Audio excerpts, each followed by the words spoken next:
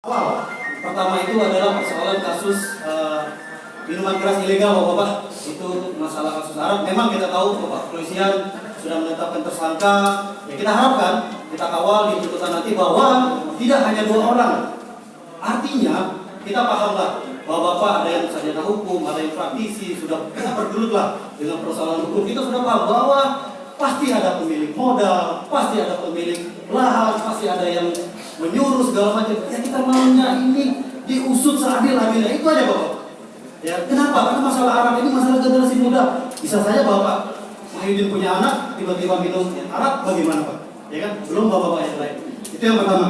Kemudian yang kedua, kita tadi Pak Faisal sudah sampaikan bahwa Belitung kita harus jaga jadi kota yang ramah untuk kerukunan umat beragama. Bapak-bapak jangan ditutup-tutupi hari ini di lingkungan kita, ya kan, di para petinggi kita ada yang mencoba-coba melontarkan sesuatu yang akan nanti memancing isu sara. Ini kita nak, jangan dipancing. Pertama, perkataan Melayu kata dalam kurung ini sudah ada di media dalam kasus Sapam Square. Kemudian yang sudah masuk di kepolisian bahwa menjadi mualaf hanya untuk mencari jabatan, itu juga teman-teman bapak-bapak anggota dewan, ya kita tidak mau, jangan. Jadi di tuntutan kita bukan mau hal-hal yang lain, tapi kita mau kita jaga kerukunan umat beragama. Hentikan yang memancing isu sara ini bergejolak di kampung kita. Rusuh Pak, anak itu seperti itu. Kemudian itu yang kedua, yang ketiga, ini ada darurat Pak di kampung kita.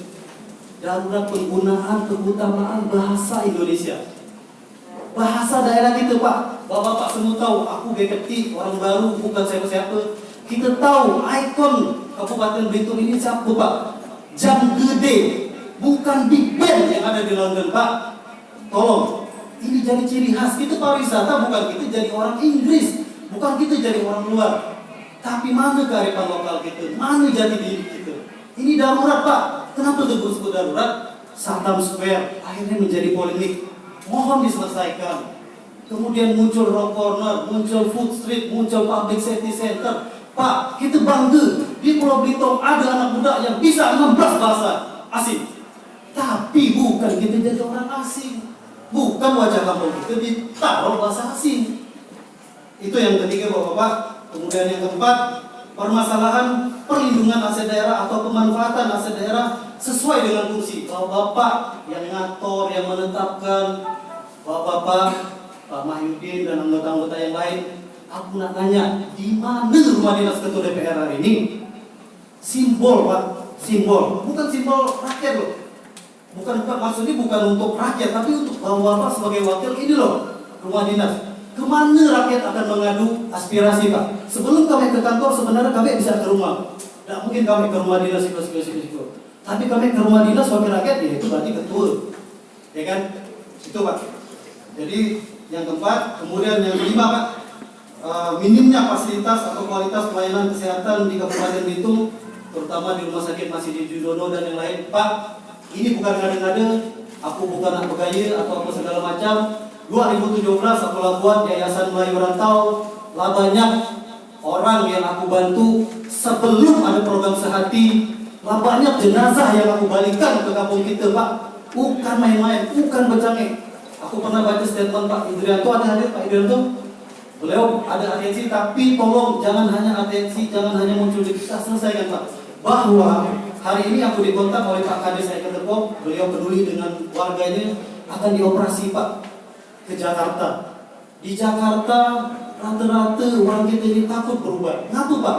Takut tak ada saudara siapa yang akan ngawane, tak ada pendampingan pasien rujukan selama di Jakarta. Aku bisa tegaskan, tak ada. Sementara aku apresiasi di program saat itu ada. Nah, kami di hari ini menyampaikan bahwa tolong dilaksanakan mana pendamping pasien rujukan selama di Jakarta. Kemudian layanan mobil Pak, kemarin saya baru pulang dari Jakarta beberapa hari yang lalu, 2 kali Pak, udah 2 kloter saya balik bawa 22 pasien Pak, belum yang lain yang di luar yang saya tangani. Itu harus pakai mobil lazismu. Tolong Pak, tolong program yang lain jangan cuma ngasar, jangan cuma dipublish, jangan cuma pencitraan. Laksanakan Pak, bukan untuk aku, untuk saudara-saudara kita, umat bapak kita, keluarga kita, saudara kita, tetangga kita, yang milih-milih bapak-bapak ini lah. Ya kan? Ada kawan-kawan mungkin anggota dewan yang aktif juga membantu, ya aku apresiasi. Inilah yang kita harapkan. Jadi itu Pak, yang kelima. Kemudian yang keenam, ini Pak, kasus penyakit masyarakat Pak. Kita lah semua paham lah, kasus LGBT Pak. Di Jakarta digerebek sekian puluh orang Pak. Di Belitung hari ini ada link berita. Jadi sekali lagi, persoalan yang kita angkat adalah persoalan aktual, terpercaya, akurat. Kenapa? Karena ada di media dan itu kita masyarakat tahu Pak. Ada satu orang meninggal tahun 2018 HIV AIDS Pak. Dan ini LGBT. Kemudian kasus prostitusi online, ada pemuda yang lapor ke Polres ditipu Pak, prostitusi online. Kemudian kontrak-kontrakan yang akhirnya menjelma jadi tempat maksiat. Pak, maaf, itu bukan orang sempurna, kita bukan malaikat Pak, kita manusia. Tapi mohon ini jadi perhatian. Harapannya Pak, begini, sampah masyarakat, artinya kertas, plastik, BLHD bikin satgas lebah untuk ngurusin sampah. Ini kita untuk ngurusin penyakit masyarakat Teguh Harape ada perhatian yang serius. Sampah benda mati aja ada satgas Pak, supaya fokus, supaya clear persoalan ini bisa dikawal, dikontrol. Janganlah terjadi baru ingat, sudahlah Pak, kita selalu telat macam pilih-pilih. Jadi itu Pak, yang keenam.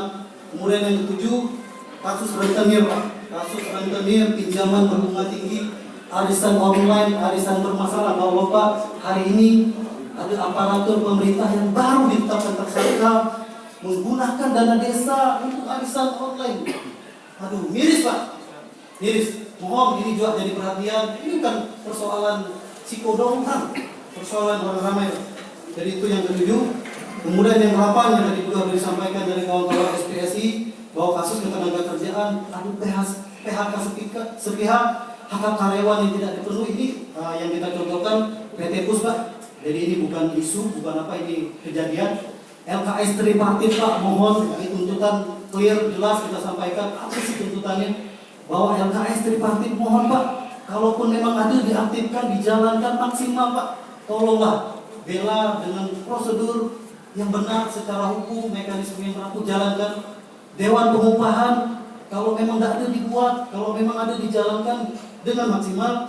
Kemudian yang ke-9, kasus penyalahgunaan obat komik, kemudian lem ibon, obat-obatan terlarang yang lainnya, narkotika, narkoba, kemudian tidak layak di sarana prasarana olahraga Pak.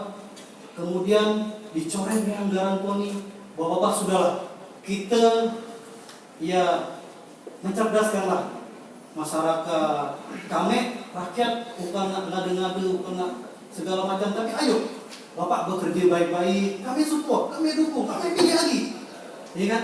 Tapi jangan setelah terpilih tiba-tiba dengan sewenang-wenang gunakan kewenangannya, akhirnya merugikan orang banyak Pak. Berarti kok mungkin ada anak-anak bapak-bapak yang olahragawan, ada yang petenis, ada yang pemain voli, ada yang taekwondo, masa dicoret? Mungkin itu Pak yang ke-9. Kemudian yang terakhir yaitu perlindungan nelayan, karena munculnya keresahan terkait perahu compreng. Sebenarnya kemarin Teguh langsung sudah datang ke nelayan di Tanjung Minyak menyampaikan apakah ini menjadi persoalan, dan mereka sampaikan mungkin walaupun hari ini Teguh tadi nggak lihat ada atau tidak, tapi sudah ketemu bahwa jadi begini Pak, compreng ini kan ya dengan alat tangkap yang canggih, kemudian ada di pinggir, ya intinya nelayan kecil itu tidak bisa lagi Pak, tidak dapat lagi, habis. Nah mereka mohon untuk ditertibkan. Ya tadi untuk masalah sampah plastik yang benda mati, yang tidak mengurusi hajat hidup orang banyak, yang tidak ikut makan, itu buatkan satgasnya. Ya mohonlah, mungkin ada patroli bersama, mungkin ada satgas supaya lebih intensif. Jadi tidak muncul Pak, jangan sampai perahu compreng tiba-tiba dibakar, nelayan kita di penjara, perahu compreng dibakar, tidak kondusif Pak ngomong gitu. Jadi mohon persoalan yang sudah kita angkat 10 tadi, yang sudah Teguh sampaikan, sekali lagi ini bukan isu, bukan isapan jempol, bukan opini, semuanya ada link berita, kita sampaikan tuntutan-tuntutan yang lain. Dari 10 persoalan itu menjadi 10 tuntutan rakyat atau 10 mungkin Teguh tidak perlu sampaikan Pak. nanti tinggal dibaca, ditindaklanjut, nanti diterima Pak Sekwan, didisposisikan ke komisi-komisi terkait. Sekali lagi Pak, mungkin terakhir kita akan kawal ini sampai tuntas. Jadi tidak hanya ini awal Pak, ini awal kita deklarasi, kita sampaikan bahwa ada loh, ada orang yang peduli, ada masyarakat, ada rakyat, ada kawan-kawan yang tidak diam melihat persoalan yang ada di kampung kita sendiri, bukan kampung orang lain. Kemudian banyak, ini ada Pak Swadi Hasan, ada orang-orang tua kita senior, pokoknya Komisi 98 yang pernah duduk juga di anggota Dewan, Pak Ago dan yang lain. Jadi salah satu yang mungkin di luar, mungkin puluhan ratusan mungkin ribuan persoalan yang ada itu dari Pak Swadi Hasan terkait melonjaknya Pak PBB yang sudah ya di luar nalar lah mungkin ya. Nah nanti mungkin ini jadi atensi, tapi memang belum masuk ke 10 tuntutan yang hari ini kita sampaikan supaya bisa siko-siko Pak, siko-siko kita tuntaskan. Nanti kita lihat. Ya harapannya tidak perlu lah mungkin kami datang lagi menyampaikan 10, 20, 30. Ya ini awal dan mudah-mudahan akhir Pak. Jadi kami bergerak kalau ada persoalan dan dibutuhkan. Dan kalau ada tuntas. Nah kalau memang nanti selesai tuntas, ada report ke kami, tidak perlu lah. Kita juga perlu pegawai Pak, perlu nyari duit, perlu nyari makan untuk anak ini segala macam. Mungkin itu yang Teguh bisa sampaikan. Sekali lagi terima kasih Pak Mahyudin untuk Komisi 3 dan anggota-anggota DPRD yang lain yang lah hadir, yang akhirnya turun ke bawah. Itulah Pak, dan banyak nak PBB. Jadi banyak kalau ada salah kata, salah ucap, sekali lagi tentu saya pribadi hanya manusia biasa yang pasti punya salah, punya hilaf.